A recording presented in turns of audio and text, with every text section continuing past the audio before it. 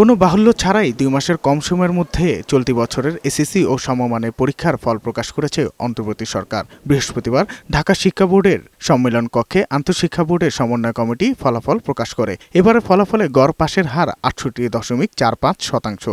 ২০২৪ সালে ছিল ৮৩.০৪%। এবার ১১টি বোর্ডে মোট পাশ করেছে ১৩,০৩,৪২৬ জন, আর জিপিএ 5 পেয়েছেন ১,৩৯,০৩২ জন শিক্ষার্থী। গেল বছর জিপিএ 5 পেয়েছিল ১,৮২,১২৯ জন। ৯ শিক্ষা বোর্ডে পাশের হার ৬৮.০৪%, আর জিপিএ 5 পেয়েছেন ১,২৫,০১৮ জন শিক্ষার্থী। মাদ্রাসা শিক্ষা বোর্ডে পাশের হার ৬৮.০৯%, আর জিপিএ 5 পেয়েছেন ৯,০৬৬ জন। কারিগরি শিক্ষা বোর্ডে পাশের হার ৭৩.৬৩%, আর জিপিএ 5 পেয়েছেন ৪,৯৪৮ জন।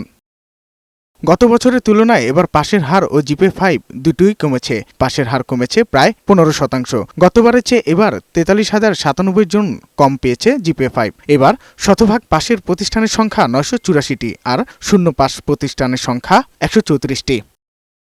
বোর্ড ভিত্তিক পাশের হার সবচেয়ে বেশি রাজশাহী বোর্ডে, আর সবচেয়ে কম বরিশাল বোর্ডে। সবচেয়ে বেশি জিপিএ 5 পেয়েছে ঢাকা বোর্ডে, আর সবচেয়ে কম বরিশালে। মূল্যায়ন পর্বটিও যা হওয়ার যথাযথভাবে সম্পন্ন হয়ে আমাদের কাছে এই ফলাফলটি আমাদের কাছে এসেছে। মূল্যায়নে কোনো প্রভাব না থাকায় এবার প্রকৃত পাশের হার পাওয়া গেছে বলে জানিয়েছে আন্তঃশিক্ষা বোর্ড সমন্বয় কমিটি।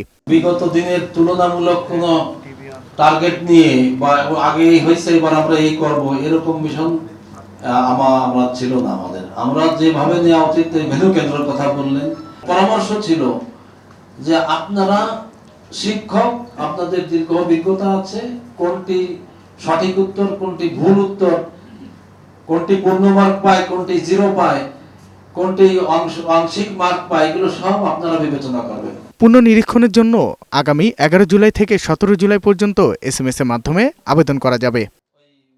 সাজ্জাদুর রহমান, বৈশাখী সংবাদ, ঢাকা।